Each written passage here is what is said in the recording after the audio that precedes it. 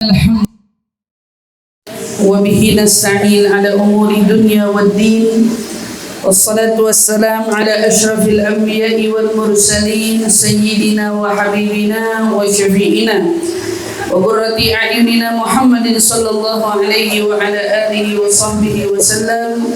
سبحانك لا علم لنا إلا ما علمتنا إنك أنت العليم الحكيم. ربي زدنا علما وارزقنا فهما آمين اللهم آمين. اللهم إنا نسألك علما لدني والمشرب الصفي الهني وهب يا غني. اللهم إنا نسألك علما لدني والمشرب الصفي الهني وهب يا غني. اللهم إنا نسألك علما لدني والمشرب الصفي الهني وهب يا غني. Alhamdulillah, alhamdulillah.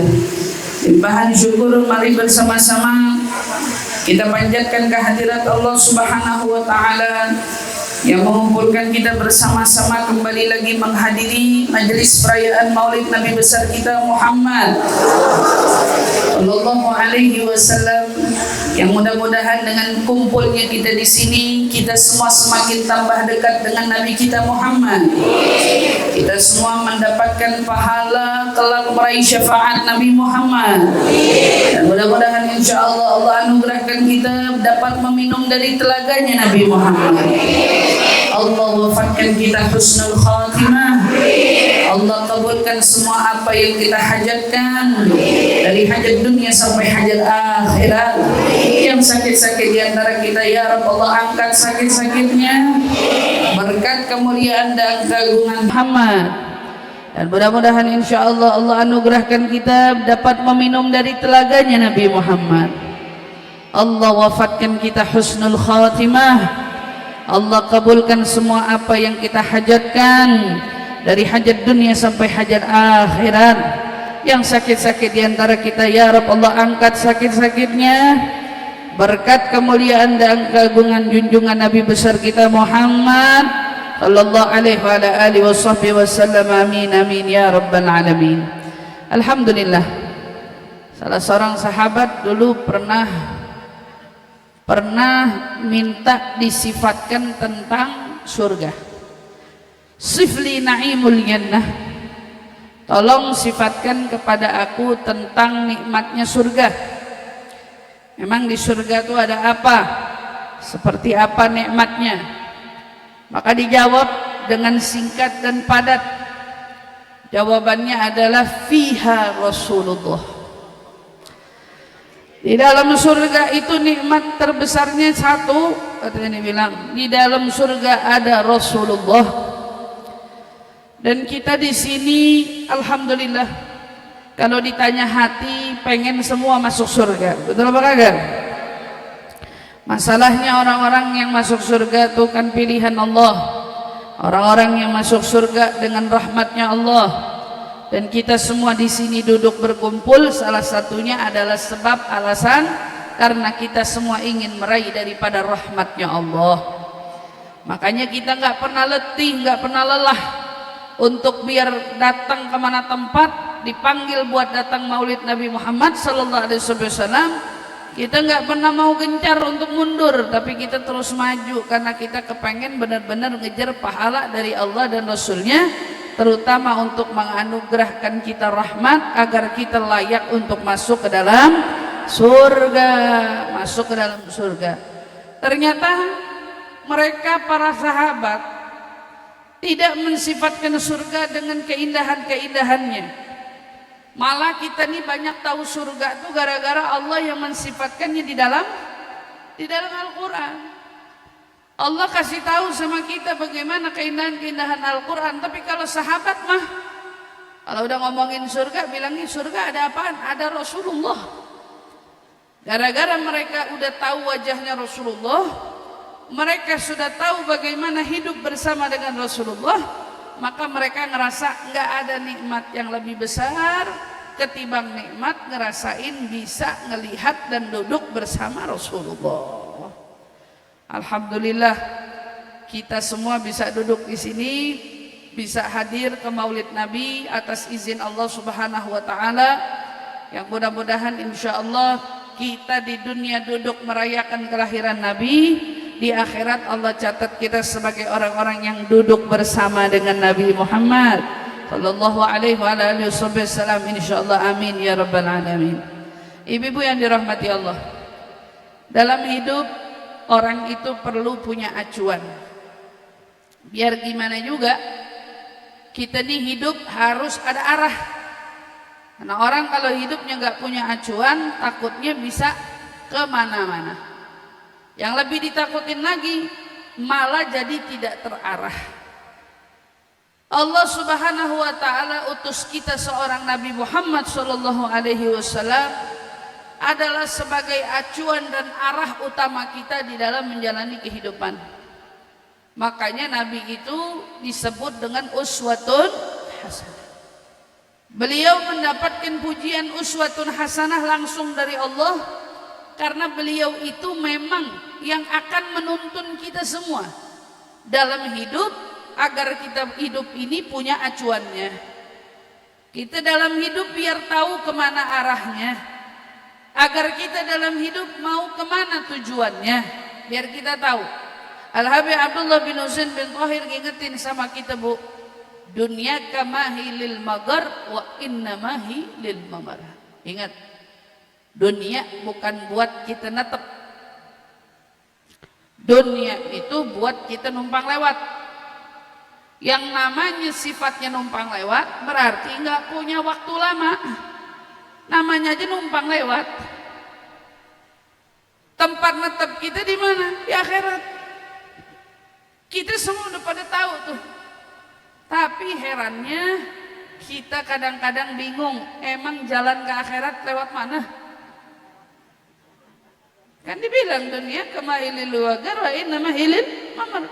Dunia bukan buat netep tapi buat lewat. Cuman masalahnya mau ke akhirat lewat mana? Soalnya gangnya banyak. Ada lika-likunya banyak. Mau lewat-lewat mana? Ternyata yang sudah memberitahukan kepada kita, sang penuntun kita semua adalah junjungan Nabi Muhammad sallallahu alaihi wasallam. Maka kalau ada orang yang udah tahu kalau dia di dunia ini sementara, sepatutnya dia orang juga yang paling tahu untuk bagaimana mempersiapkan diri menuju tempat yang abadi di sana. Kalau numpang lewat kita kudu permisi, berarti kan harus sopan-sopan. Kalau lewat nggak sopan gimana kayaknya? Makanya jadi banyak apa masalah. Udah tahu lewatin doang. Tapi kalau kagak sopan, kita lagi duduk-duduk ada anak kecil lewat, permisi kagak, apa kagak, nyelonong aja. Kata kita songong apa kagak? Kalah deh sama supir truk. Supir truk kalau lewat terowongan klakson. Dulu saya kaget, Bu, tiap lewat terowongan supir truk klakson. Udah tahu klaksonnya berisik. Bukan cuma tin gitu ya. Hampir rata-rata semua yang lewat terowongan klakson. Saya nanya dong pernah satu waktu, kenapa sih saban lewat terowongan klakson? Jawabannya, permisi sama yang nunggu. Sampai kayak dilihat sama yang nunggu. Jadi kagak lihat yang nunggu, siang aja ditutup klakson. Oh, supir truk punya sopan santun. Lewat terowongan aja dia klakson. Nah, biar kata makhluk gaib yang lihat, yang netepin di situ pakai klakson. Kenapa? Tahu sopan? Kita nih hidup di dunia, udah tahu dunia tempatnya numpang, sopan santunnya di mana? Kadang malah kita nggak punya. Makanya Nabi Shallallahu Alaihi Wasallam ajarin sama kita, bukan cuman ngasih tahu arah menuju akhirat, tapi Nabi juga menyertai kita bersopan santun walau di dunia ini cuman numpang lewat. Kudu. Biar bagaimana juga di dunia harus lewat tapi ada sopan santun. Jangan cuma numpang lewat tapi tidak berakhlak, kan begitu. Makanya dulu seorang ulama Imam Sahal bin Abdullah At-Tasturi. Beliau pernah menekankan gini, Bu, acuan hidup kita tuh sebenarnya ada 3. Kata Imam Sahal bilang yang pertama, al-iqtida'u bin nabi fil akhlaq wa fil af'al.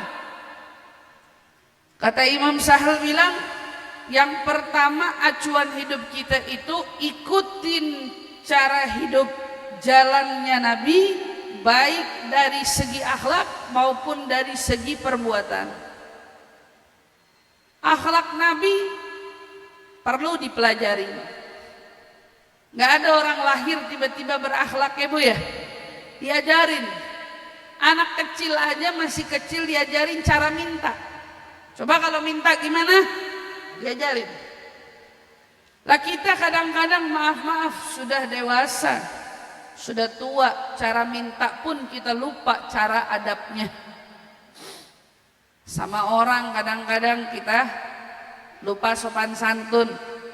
Sama Allah yang memberi kita nikmat pun kita lupa caranya beradab dalam meminta. Anak kecil kita ajarin kalau minta bagaimana cara minta, diajarin ngomong yang sopan, diajarin ngomongnya satu-satu. Ya anak kecil nggak ngerti. Kita udah tua. Dalam doa, dalam meminta, dalam segala perilaku dan perbuatan, kita juga nggak tiba-tiba dari lahir udah bisa. Makanya kita dikasih acuan yang pertama Nabi Muhammad SAW. Dan jadikan Nabi Muhammad sebagai acuan kita. Kalau mau duduk, ada tuh contohnya. Kalau mau makan, ada contohnya. Kalau mau tidur, ada contohnya. Mau berumah tangga, ada juga contohnya. Mau kerja, ada contohnya. Mau apa lagi Bu? Mau berteman, ada contohnya. Mau bermuamalah sama tetangga, ada contohnya. Sama yang tua, ada contohnya. Sama yang kecil, ada contohnya. Kagak ada yang kelewat dari setiap perilaku dan perbuatan Nabi Muhammad, kecuali Nabi sudah contohkan pada kita semuanya. Maka kalau ada orang hidup di dunia udah tahu dunia cuma numpang lewat, tapi dia belum bisa menjadikan Nabi Muhammad sebagai acuan dalam teladan, betapa ruginya dia.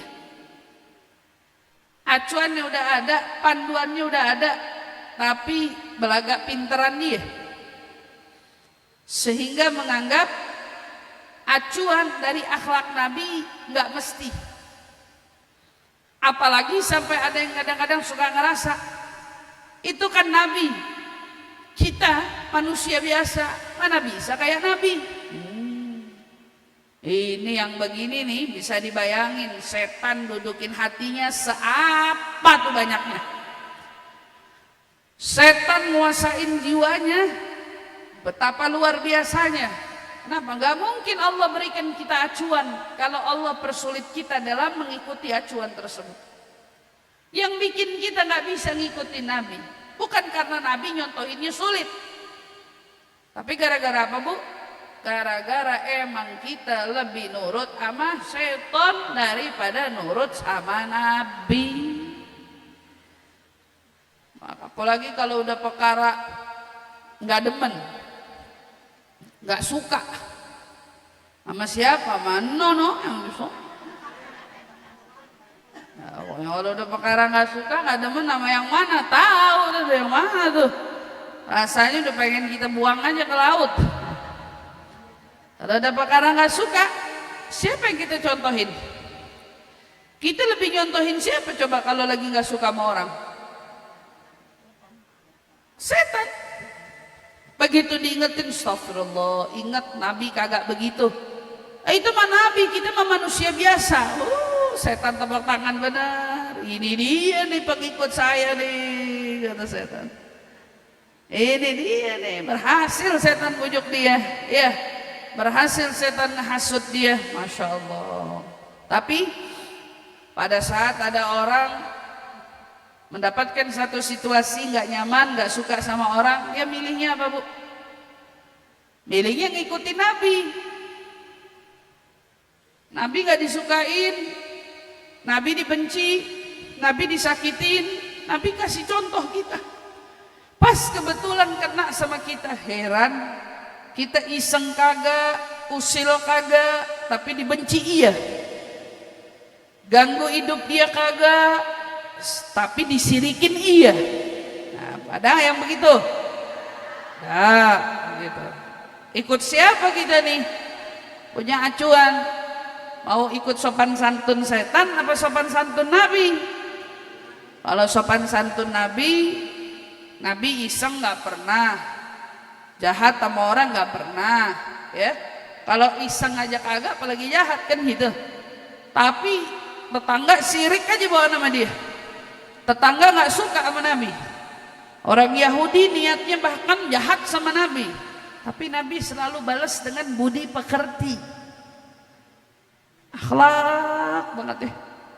Kalau kita ibaratnya punya tetangga, tiap hari buang sampah depan rumah kita apain tuh sampah?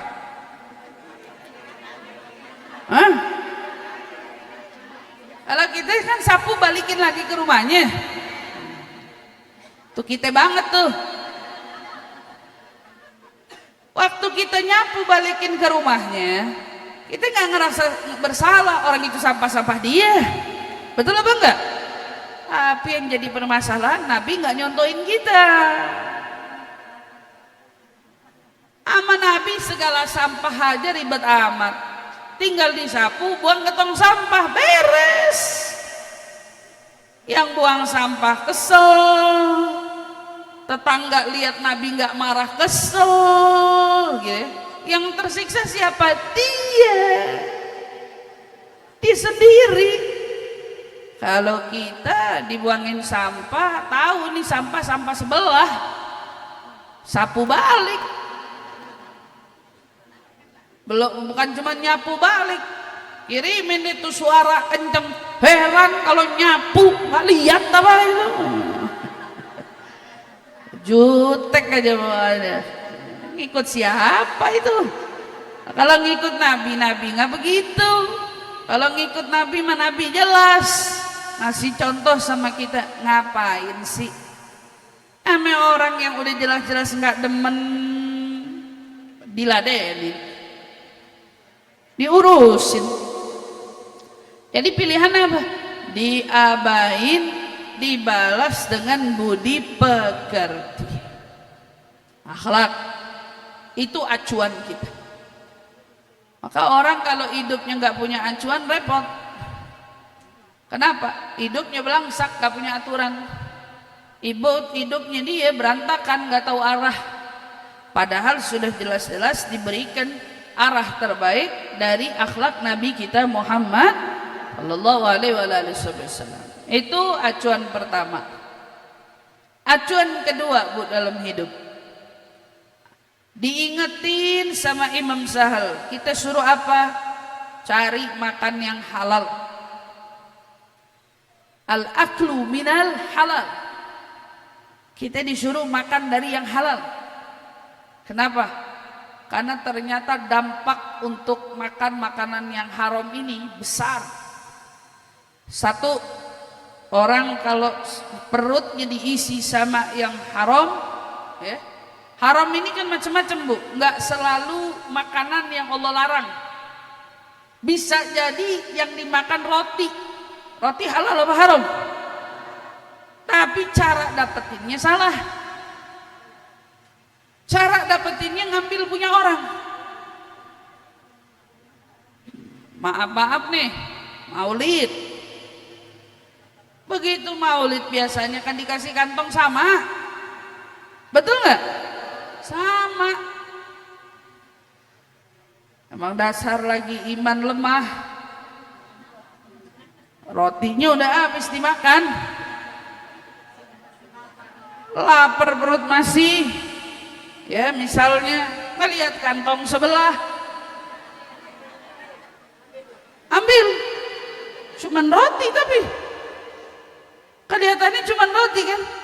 Rotinya mah waktu dimakan, rotinya halal. Tapi dia dapetin itu roti dari cara yang haram. maka rotinya jadi ikut haram gara-gara dapetinnya dari cara ya haram. Waktu dia makan, tiap dia makan, dia makanin apa? Bukan roti yang halal, tapi roti yang haram. Dia makan tuh makan gak sadar izin kagak, ngomong enggak. Kadang-kadang suka tuh yang begitu-begitu, nauzubillah. Dampaknya apa, Bu? Satu, doa kita enggak mustajab. Allah mau kabulin kita gimana orang makanannya haram, kata Allah. Saya mah kagak mau ngabulin doanya orang yang makannya perutnya haram. Gak mau. Doa tertolak dari orang yang makan makanan haram. Gak mau. Maka jawabannya apa? Orang makan makanan halal yang pengen doanya mustajab, jagain perutnya dari makanan yang haram. Karena diantara sebab orang makan makanan yang halal menyebabkan salah satunya doanya jadi mustajab. Doanya jadi mustajab. Pelihara makanan yang halal. Baik itu sumber, baik itu zatnya sendiri. Perhatiin anak-anak kita sekarang. Banyak makanan-makanan viral. Ya. Baik itu di sosial media, apalagi makanan dari Cina. Yang kita nggak benar-benar tahu zat-zat yang ada di dalam kandungannya apa, gitu kan? Perhatiin anak-anak kita, jangan asal viralnya, jangan ngelihat coklatnya, jangan lihat permennya aja, tapi perlu kita perhatikan itu kandungannya apa. Udah paling benar cara zaman kita dulu. Dulu kita pengen makan yang manis-manis, semuanya dari gula. Kagak ada apa-apa. Lihat tuh abang-abang yang bikin priwitan, dot-dotan, dari apa itu semua? Dari gula kan? Gulali. Dulu kita nggak punya jajanan yang lain, tentu aja jajanan. Emang abangnya kreatif, bisa-bisanya tuh dia bikin burung dari situ. Emang abang-abangnya kreatif bisa bikin jagung dari situ. Emang abang-abangnya kreatif masa tahu-tahu bisa bikin dot dari situ. Hebat zaman dulu orang-orangnya. Gara-gara cuman itu jajanan kita. Semua bahan-bahannya sederhana, nggak ribet-ribet. Telur,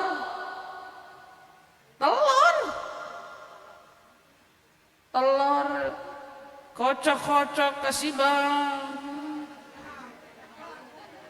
Jajanannya begitu kan, bahannya dari apa? Telur, daun bawang, garam, saus. Makanan anak-anak dulu, jajanan ibu-ibu juga, ya, gitu. Anak gue lihat, tapi zaman sekarang, masya Allah, jajanan udah nggak tahu lagi gimana bentuknya. Walaupun mungkin jajanan-jajanan itu ada, tapi kadang-kadang yang suka bikin kita sedih dan kecewa, bahan-bahan yang digunakan sudah tidak natural seperti bahan-bahan kita dulu. Kita dulu benar-benar makan cilor, telur beneran tuh, gak ada campuran lainnya. Benar-benar telur yang kita makan, gak ada bahan-bahan lain. Kalau sekarang ya Allah, kalau soal kesehatan aja perlu kita jaga, Bu, apalagi soal halal haramnya. Ini masalahnya dalam mengelabui umat Islam, banyak cara untuk mereka itu ternyata dicekoki makanan yang haram, yang pada akhirnya menyebabkan banyak faktor. Itu kan tadi yang pertama, doa jadi nggak doa jadi nggak. Kedua, emang kalau makan makanan haram kenapa? Asad jawarihahu sya'am aba. Orang itu kalau makan makanan haram, tubuhnya bakal maksiat mau tidak mau. Gara-gara makan yang haram, ninggalin sholat. Mau nggak mau? Tahu itu makanan apa yang dimakan bikin ngantuk, sholat aja males banget. Apa tuh yang bikin nggak paham? Apalagi nyebabin maksiat. Tuh kenapa mulut kalau udah ghibah kagak bisa dikontrol, kagak bisa ditahan, ngoceh aja. Ngoceh. Ada sebabnya sudah. Ada yang bikin aktif. Anda bilangin, Bu, kenapa kita suka lihat ada anak kecil susah diatur? Anak kecil manjat, naik turun, naik lagi, turun lagi, turun, duduk yang rapi, manjat lagi. Suka pernah lihat anak kecil begitu? Nah, itu ada sebabnya tuh. Selain anak itu hiperaktif, tapi ada makanan yang memicu dia hiperaktif. Ibu kalau punya cucu anak yang hiperaktif di rumah, jangan banyak-banyak kasih dia konsumsi gula. Anak yang sudah dasarannya hiperaktif ketemu gula, makin aktif dia, makin gak bisa stop. Maaf, kalau ibu melihat ada anak-anak yang misalnya sampai di fase achterlek. Achterlek tuh berarti kayak autis ya. Oke, dia suka emosi tak terkendali, tiba-tiba dia marah, tiba-tiba apa? Makanan yang harus paling mereka pantang itu gula. Karena emosi mereka akan lebih tidak terkontrol saat mereka makan gula. Jadi anak-anak autis itu mamanya pasti bakal diajarin jauhin gula. Gula sama coklat jangan jauhin.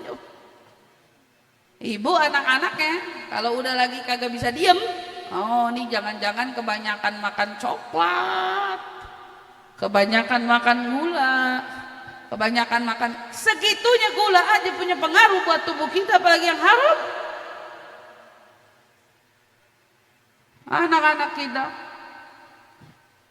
banyak yang gak nurut sama kita. Coba perhatikan, teliti kembali sumber rezeki yang kita cari dari mana. Anak-anak yang gak nurut, anak-anak yang ngembangkang, anak-anak yang bisa berbuat sewenang-wenang, melanggar aturan, melanggar maksiat Allah Subhanahu wa taala. Sebabnya ada. Di antara sebab itu perkara makan dari yang haram. Doa nggak terkabul, ditambah lagi mau nggak mau nih badan berbuat maksiat. Tapi kalau orang jaga makannya, dia berusaha untuk makan yang halal, dia jagain tuh dia punya makanan, biar gimana juga doanya mustajab. Yang kedua malah rajin beribadah. Mau nggak mau, kayak tadi maksiat mau nggak mau dibuat. Tapi kalau udah orang makan sama yang halal, tubuhnya mau nggak mau ngajakin kita ibadah. Di badan yang gayangin kita, yuk salat, yuk kita ngaji, yuk kita hadir taklim, yuk kita zikir, yuk kita sholawat. Ini badan kayak ngajak aja kita taat. Sebabnya apa? Makan makanan yang halal. Itu jagain. Maka orang dalam hidup mau ibadah sebanyak apapun, mau ngikutin Nabi sebaik apapun, tapi sumber makanan haram, gak bakal guna. Orang mungkin ibadah gak seberapa, tapi dijagain perkara makannya aman, selamat, gara-gara makan halal. Makanya jagain tuh. Nabi udah ngingetin sama kita, akhir zaman orang kesini makin gak peduli dalam menghasilkan rezeki dari cara yang halal atau dari cara yang haram. Kita jangan sampai ikut-ikutan sampai nyari rezeki dari cara yang haram. Acuan yang ketiga, kita semua diingetin dalam hidup punya acuan. Apa yang ketiga? Setelah kita ikuti Nabi, setelah kita jaga kita punya makan, yang ketiga ikhlasun niyah fi sairil af'al. Ikhlas dalam berniat, dalam berbuat di setiap gerak-gerik kita. Orang ikutin Nabi bisa tampilannya doang, tapi kalau hatinya dia punya ternyata tidak tulus di dalam berbuat, maka semua akan menjadi tameng, sia-sia doang. Kebayaannya pura-pura, tampilannya kelihatan orang baik, tapi ternyata semua ibadahnya sia-sia. Ibadahnya nggak ada yang keterima. Sebabnya nggak ikhlas dalam berbuat, nggak ikhlas dalam berniat. Kita disuruh tulusin niat dalam apa? Dalam berbuat. Ibu punya amal banyak, sedikit, itu nggak jadi ukuran. Tapi yang bakal dilihat sama Allah, setulus apa kita dalam berbuat itu. Banyak orang punya amal rusak, hancur, tak bernilai lantaran tidak ada keikhlasan di dalam perbuatannya. Apalagi sifatnya perbuatan dalam ketaatan dan kebaikan begini, Bu. Sifat manusiawinya kita kalau udah berbuat sesuatu pengennya diterima kasihin. Tahu nggak? Udah bantu kelarin karpet, pengen diterima kasihin. Udah bantu ikutan begadang, kupasin bawang, pengen diterima kasihin. Ini sifat manusiawi. Udah bantu nyuci piring, pengen diterima kasihin. Udah apa lagi? Udah ikutan repot, ikutan support, ikutan nolong. Ini sifat manusiawi, pengen diterima kasihin. Tapi justru Allah ngajarin kita dalam berbuat, buang jauh-jauh harapan terima kasih. Tuh gimana caranya kita berbuat tapi nggak ngarep terima kasih. Kita nolong, kita bantu tapi nggak butuh terima kasih.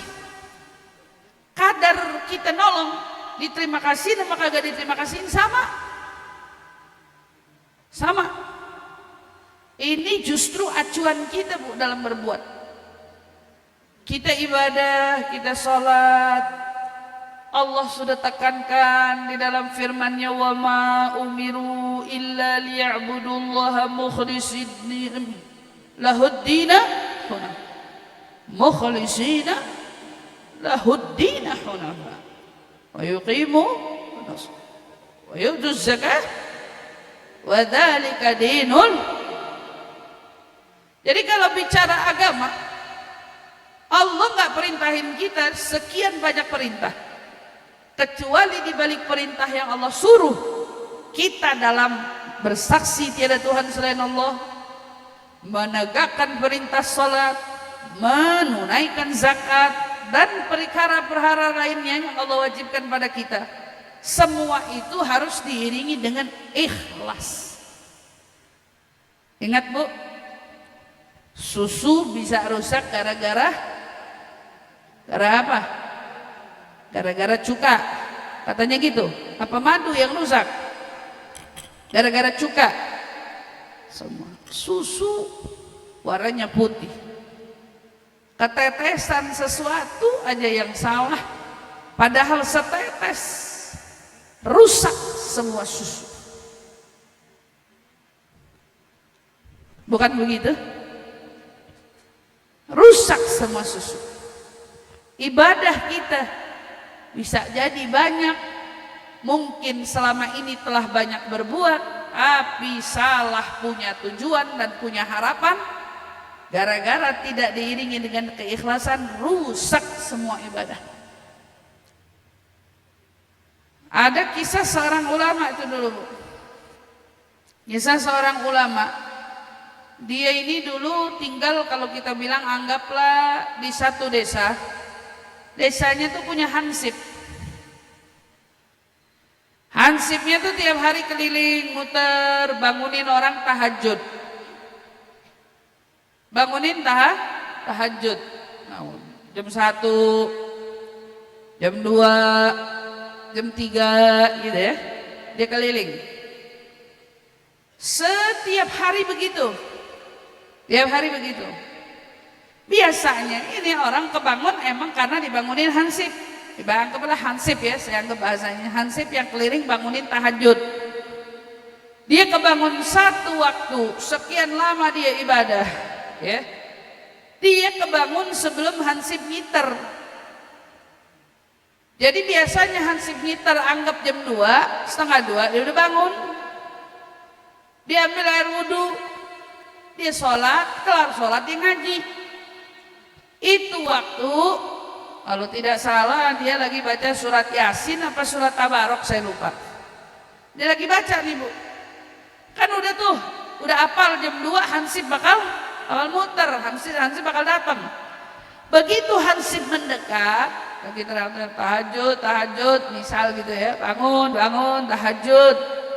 Dia lagi ngaji, dia kencengin bacaannya. Misal contoh, anggap deh yang dibaca surat Yasin ya. Yasin al-Qur'an al-Hakim innaka laminal mursalin ala siratim mustaqim. Lewat kan? Tanzilal azizir rahim. Litundira qauman ma unzira aba'uhum fahum ghafilun. Gak jadi digedor. Gara-gara oh udah bangun. Bagi kita biasa apa kagak begitu? Biasa. Besoknya dia mimpi hari kiamat, dia lihat orang-orang dihisab, di antara orang yang dihisab ada dia. Begitu amalannya semua dibuka, subhanallah, dia bilang, ya Rabb, pada malam itu seingatku aku baca surat Yasin penuh. Kenapa di sini kudapati surat Yasinnya nggak lengkap? Ada beberapa ayat yang tak tercatat. Oh, kok bisa ada beberapa ayat tidak tercatat? Kata Allah, coba ingat-ingat lagi. Tuh waktu lagi kamu baca, kamu ngaji gara-gara saya apa ngaji gara-gara Hansip? Oh, kamu ngaji gara-gara saya apa ngaji gara-gara mau didengar sama Hansip? Bangun dari tidur kaget, lalu kemudian dia beristighfar kepada Allah Subhanahu wa taala, dia nyadarin bahwa kadang-kadang kita ini nggak sadar dalam bermuamalah ibadah kepada Allah, Allah tuh paling nggak suka diduain. Jadi jangan pernah nyambil ngaji sambil biar diketahui orang, ya sama aja. Kata Allah, berarti kamu nggak berbuat buat saya. Itu salah satu contoh orang yang apa? Yang ngaji aja niatnya buat nginfoin Hansip sama Allah kagak dicatat. Lagi mana model-model kayak kita yang ngaji kadang-kadang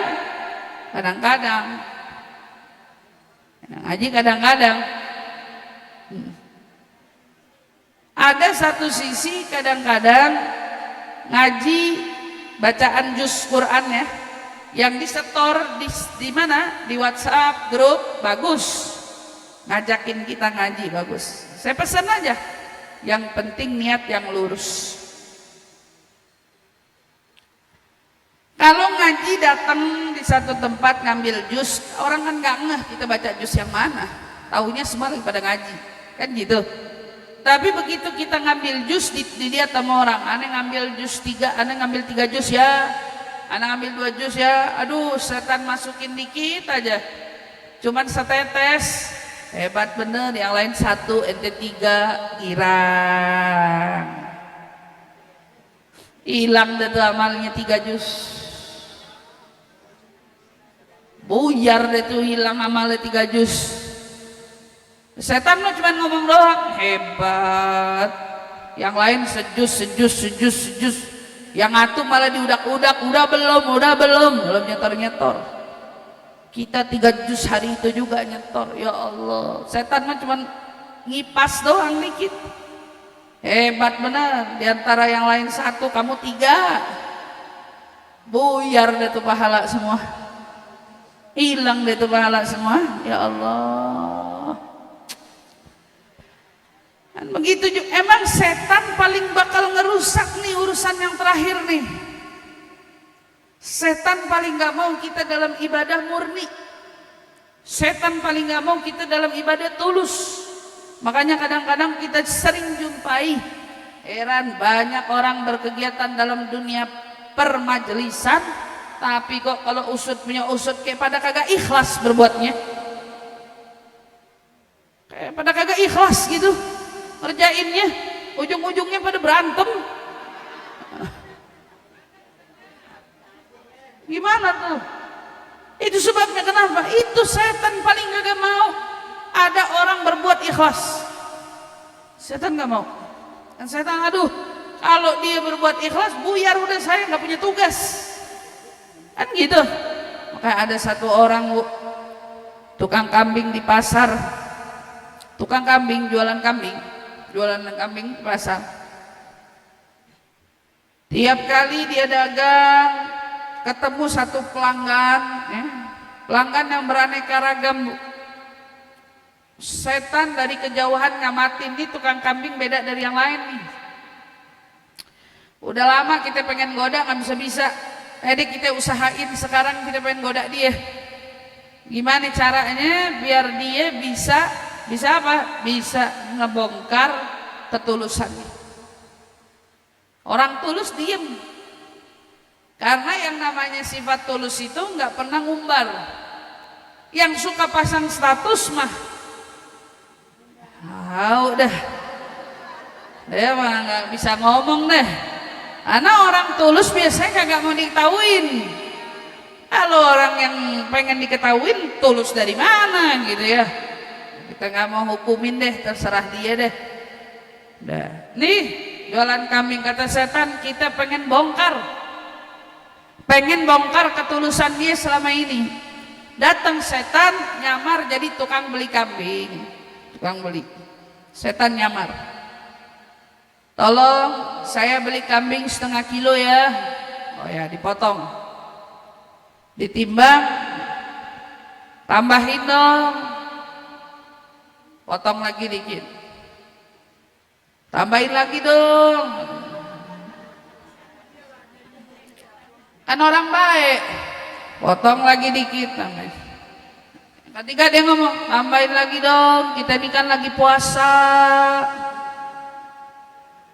Masa sih sama orang yang puasa ya, kagak kesianan, potong lagi dikit aman. Itulah mah belinya 1/2 kilo, minta tambahin udah 1/4 nih. Udah dikit amat, kata dia bilang, kamu pelit jadi orang. Padahal kita nih kan lagi puasa. Sama orang yang puasa yang rahmat dong, sama orang yang puasa yang baik dong, sama orang yang puasa tuh yang lembut dong. Potong lagi. Emang kalau sama orang pelit memang susah. Udah ditambahin, udah dibilangin kita lagi puasa, kata dia bilang. Ame orang puasa kok bisa pelit banget, zolim banget. Sambil dipotongin lagi tuh kambing, dia ngoceh apa? Baru puasa sehari aja bawel banget, kata mama.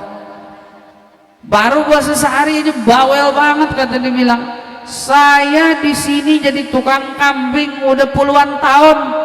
Tiap hari puasa, orang sebelah saya aja kagak ada yang tahu saya puasa.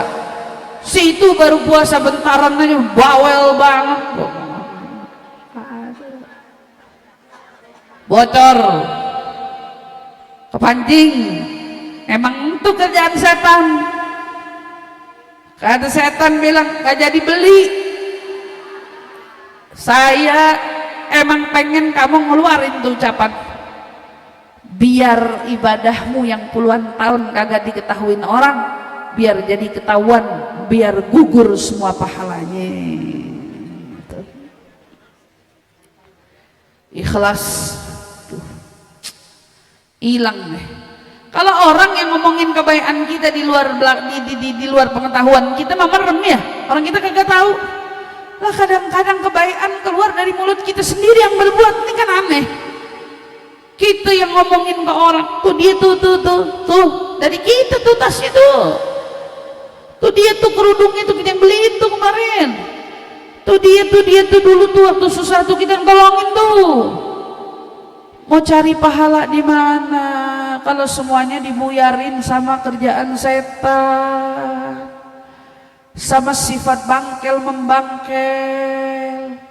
Makanya Allah ingetin sama kita, apalagi kalau perkara ngasih, la tubdilu shadaqatikum bil manni wal adha. Jangan batalin pahala sedekah kalian amat tuntut menuntut, apalagi sampai nyakitin orang yang kamu kasih. Kalau udah ngasih mengasih, jangan nuntut. Kalau udah mau nolong menolong, jangan dibangkel, gitu kan? Nah sama pada siapapun kita yang nolongin majelis, nolongin pengajian, nolongin hajatan orang, jangan ngebangkel. Nolong menolong, bantuin mau bantuin. Tenaga, pikiran, uang yang udah dikeluarin, biarin, biar pahalanya cukup disimpan sama Allah. Kan emang pahala yang kita cari dia yang bales. Tapi kalau yang kita harap masih makasih. Perasaan kemarin kita bantuin gelar karpet, kok kagak ada kue ya? Kita pulang nggak bawa apa-apa nih. Aduh, udah balik nggak bawa apa-apa. Ya Allah, gelar karpet aturan bisa dapat nilai plus. Ya, bantuin goreng bawang, bantuin nyuci piring, bantuin kerja di dapur bisa dapat nilai plus. Buyar deh semua, buyar gara-gara perkara kue, lontong, pastel, souvenir, buyar, kerudung dan lain sebagainya. Nauzubillah min dzalik. Itu baru ibadah-ibadah begitu. Setan nggak mau biarin gitu. Makanya kita jangan sampai kalah sama setan. Orang biarin nggak tahu kebaikan kita, tapi kan Allah Maha tahu. Orang nggak tahu apa yang kita perbuat, biarin, Allah kan Maha tahu. Allah sampai utus ada malaikat raqib sama atid biar nggak kelewat sama amal perbuatan kita. Biarin teman dekat kita juga nggak tahu yang kita buat, biarin, Allah tahu. Yang penting saat kita berbuat, kita benar-benar ikhlasin niat, kita punya niat di dalam berbuat, karena itu acuan semua ibadah kita jadi bisa keterima.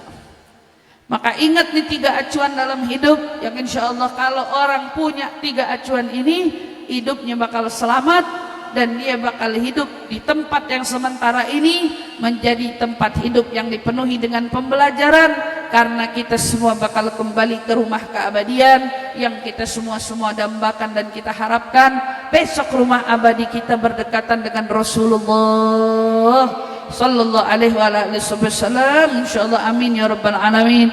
Mudah-mudahan dengan momennya kita merayakan perayaan Maulid Nabi Muhammad sallallahu alaihi wasallam, Allah bersihkan hati kita semua, Allah luruskan niat-niat kita semua, Allah ubah tingkah perilaku kita semua menjadi orang-orang yang mencontoh dan mencerminkan budi pekerti junjungan Nabi besar Muhammad sallallahu alaihi wasallam. Ya Allah, tanamkan keikhlasan di dalam hati kita semua.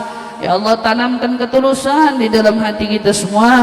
Ya Allah, jikalau ada di antara kita yang pernah tanpa disengaja memakan makanan yang haram, maka buang ya Allah yang haram, ganti dengan yang halal. Jangan jadikan ia sebagai penghalang kami untuk berbuat taat kepadamu ya Allah.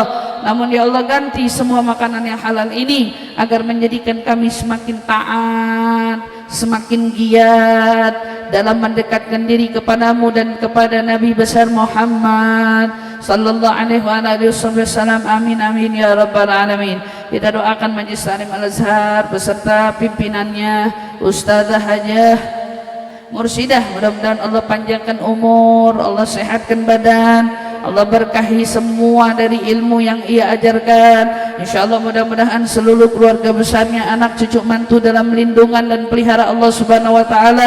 Para guru-guru yang lain mudah-mudahan semua dikasih sehat, afiat, panjang umur. InsyaAllah kita bisa selalu bertemu di dalam tempat yang dipenuhi dengan rahmat Allah subhanahu wa ta'ala. Dan seluruh para jemaah ya Rabb, gak ada yang pulang dari sini kecuali dosanya udah digugurin sama Allah, gak ada yang pulang dari sini kecuali hajatnya udah diijabah sama Allah, gak ada yang pulang dari sini kecuali namanya telah dicatat menjadi nama yang mendapat syafaatnya Rasulullah, namanya dicatat menjadi orang-orang yang memasuki surga bersama kelompoknya Rasulullah. Amin amin ya rabbal alamin. Rabbana la tuzigh qulubana ba'da idh hadaitana wa hab lana min ladunka rahmatan innaka antal wahhab. Rabbana atina fid dunya hasanah wa fil akhirati hasanah wa qina adzabannar wa adkhilna ya rabb jannah ma'al abrar ya aziz ya ghafar. Subhana rabbika rabbil izzati amma yasifun wa salamun alal mursalin walhamdulillahi rabbil alamin. Taqabbalallahu minna wa minkum taqabbal ya karim. Terima kasih Ibu semua untuk segala perhatiannya. Jangan lupa besok yang pada kagak berangkat ke Solo biar pada bisa hadir hadroh Basaudan sekaligus ya di Banat. Kita mulai lebih awal, kita mulai lebih pagi. Hadrohnya dimulai mungkin jam 7 pagi kemungkinan besar ya. Mau langsung dibaca, setelah itu kita baca Maulidul Habsyi insyaallah, ambil berkah dari Sahibul Hul Al-Habib Ali bin Muhammad Al-Habsyi. Terima kasih untuk ibu-ibu semua, kurang lebihnya mohon maaf. Sampai ketemu besok. Wal afu minkum. Assalamualaikum warahmatullahi wabarakatuh.